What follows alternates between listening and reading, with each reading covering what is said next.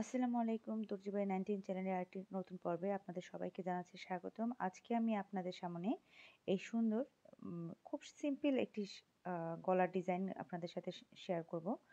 আর এই ডিজাইনটি কতটা সহজে সেলাই করা যায় সেটাই আজকে আপনাদের সাথে শেয়ার করব। যারা সেলাই কাজে একেবারে নতুন আছেন তাদের জন্যই আজকে মূলত এই ভিডিওটাই। আশা করি অনেক টিপস এবং ট্রিক্স পেয়ে যাবেন আজকের ভিডিওতে। তাই পুরো ভিডিওটা দেখার অনুরোধ রেখে শুরু করছি। এখানে আমি একটি বক্রম কেটে নিয়েছি আর এই বক্রমটাকে সেট করার জন্য আমি একটি কাপড়ের টুকরো নিয়ে নিয়েছি, যেটাকে আমি ২ ভাঁজ করে মাঝখানে একটি চিহ্ন এঁকে নিলাম। মোট কথা কাপড়টাকে ভাঁজ করে নিয়ে একটু ক্রিজ করে নিলাম। এবার এই বক্রমটাকে ভাঁজ করে এর মিডল পয়েন্টটাকে আমি পয়েন্ট আউট করে নিচ্ছি এবং কাপড়ের মিডল পয়েন্ট এবং বক্রমের মিডল পয়েন্টটাকে আমি একসাথে প্লেস করে নিচ্ছি। আমি আমার চ্যানেলে এই গলাতে বক্রম বসানো মানে আরও ভিডিও রয়েছে, আপনারা চাইলে সেটাও দেখতে পারেন। তবে আজকের যে নিয়মটা দেখাচ্ছি সেটা একটু ভিন্ন। আমি বক্রমটাকে কাটিং করেছি অন্য নিয়মে।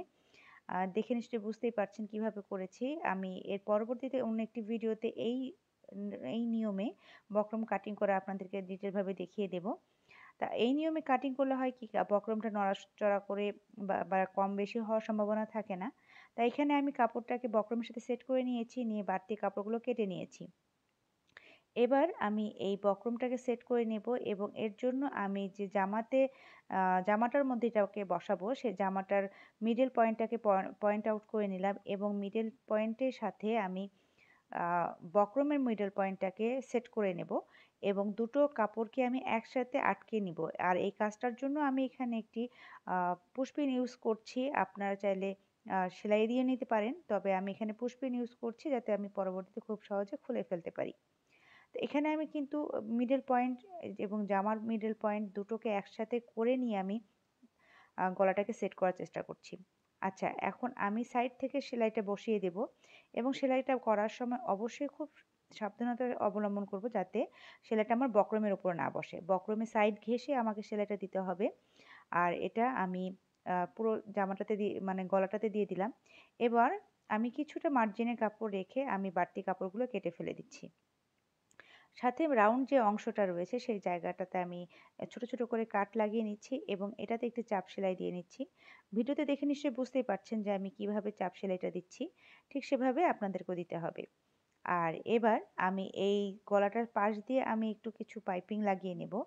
আর এটার ডিজাইনের জন্য আমি একটি কাপড় নিয়ে নিয়েছি। এখানে আমি প্রায় ২ ইঞ্চি মতো চওড়া একটা কাপড় নিয়েছি। সেটাকে মিডল ভাগে ভাঁজ করে নিয়ে মানে ২ ভাবে ভাঁজ করে নিয়ে আমি চিকন বর্ডার লাইন করে আমি সেলাই দিয়ে নিলাম এবং সেম আরেকটি কাপড়ের টুকরোকে আমি সুই সুতো দিয়ে সেলাই মানে আটকে নিচ্ছি এবং সুইয়ের পেছন ভাগ দিয়ে আমি এই যে সেলাই করে নিলাম যে কাপড়টা পাইপিংয়ের জন্য, সেই পাইপিংয়ের যে ছিদ্রটা রয়েছে সেই ছিদ্রের মধ্যে দিয়ে আমি প্রবেশ করিয়ে নেব। ভালো করে একটু লক্ষ্য করলেই আপনারা বুঝতে পারবেন আমি কাজটা কিভাবে করছি। যে সেলাইটা করে নিয়েছিলাম, এটা অনেক সময় ডরি পাইপিং যেটা রয়েছে আমরা সেই কাজটি আমরা এখানে কাপড়ের মাধ্যমে করে নিচ্ছি। খুব সহজেই এটা করে নেওয়া যায় যদি ডরি পাইপিং আপনার কাছে অ্যাভেলেবেল না থাকে। সেক্ষেত্রে আপনারা এই কাজটি করে আপনার ডরি পাইপিং এর কাজটি চালিয়ে নিতে পারবেন। আপনি চাইলে এই কাজটা নাও করতে পারেন। শুধুমাত্র কাপড় দিয়ে পাইপিংটাও সেট করে নিতে পারেন। আমি এখানে ডরি পাইপিং এর জন্য আমি সাইড দিয়ে মানে পাইপিং এর যে মানে ছিদ্রটা রয়েছে, সেই ছিদ্রের মধ্যে আমি আরেকটি যে কাপড়ের টুকরো নিয়ে নিলাম এবং সেটাকে আমি সুই সুতো দিয়ে আটকিয়ে নিয়েছি। সেই সুইটাকে আমি এই পাইপিং এর ভেতরে ঢুকিয়ে নিচ্ছি এবং কিভাবে করছি দর্শক আপনারা একটু ভালো করে যদি লক্ষ্য করেন, যারা সেলাই কাজে নতুন আছেন তাদের জন্যই আমি এতটা ডিটেইলভাবে দেখাচ্ছি। যাতে আপনারা দেখেই বুঝতে পারেন আমি কিভাবে কাজটা করেছি। তবে মনোযোগ দিয়ে দেখলে আপনারা অবশ্যই চেষ্টা করলে সাকসেসফুলি করতে পারবেন।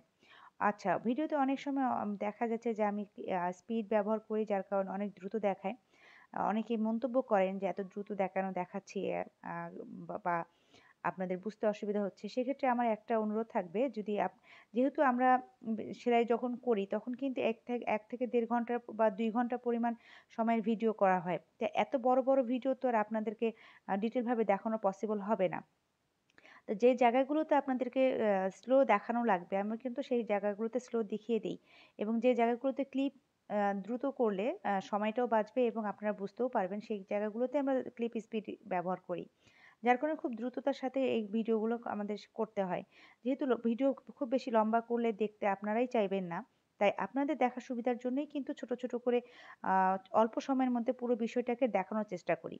তাই আপনারা যদি একবার দেখে না বুঝেন অন্তত ২ বার যদি আপনারা ভিডিওটাকে দেখেন তাহলে আশা করি আপনাদের মধ্যে কোনো কনফিউশন থাকবে না। যাদের কোনো কোয়েশ্চেন আছে যারা বুঝতে পারেন না তারাও আশা করি বুঝতে পারবেন। তাই একবার দেখে যদি না বোঝেন অন্তত ২ থেকে ৩ বার যদি আপনারা বিষয়টাকে একটু ক্লিয়ার করে দেখার চেষ্টা করেন তাহলে আশা করি আপনারাও পেরে যাবেন খুব সহজে এই সেলাইগুলো। তা আমি সাধারণত যারা একেবারে নতুন তাদের জন্যই মূলত ভিডিওগুলো তৈরি করি। যাতে ঘরে বসে তারা মানে খুব সহজে টেইলার্স এর মতো করে ফিনিশিং এর সাথে কাজ করতে পারেন। সেই ধরনের টিপস এবং ট্রিকস গুলোই আমি শেয়ার করার চেষ্টা করি। তা ভিডিওতে কথা বলতে, বলতে নিশ্চয়ই এতক্ষণে দেখেই ফেলেছেন আমি কিভাবে পাইপিংটা সেট করলাম। আমি এখন এই পাইপিং এর যে বাড়তি কাপড়টা রয়েছে সেটাকে আমি নিচ থেকে সেট করে দিচ্ছি। আর এর জন্য চাপ সেলাইটা দিয়ে দিলাম। তা এখানে আমি পুরোপুরিভাবে এটাকে সেট করে নিয়েছি। তো খুব সহজে দেখানোর চেষ্টা করেছি যারা সেলাই কাজে একেবারে নতুন আছেন। আশা করি আমার আজকের ভিডিওটা আপনাদের কাজে অনেক কাজে আসবে। যদি ভালো লাগে তাহলে অবশ্যই লাইক, শেয়ার, কমেন্ট করবেন। আর যদি কোনো কোয়েশ্চেন থাকে সেটাও আমাকে কমেন্টে জানাবেন। আশা করি আমার আজকের ভিডিওটা ভালো লেগেছে। দেখা হবে নেক্সট ভিডিওতে ইনশাআল্লাহ। আল্লাহ হাফেজ।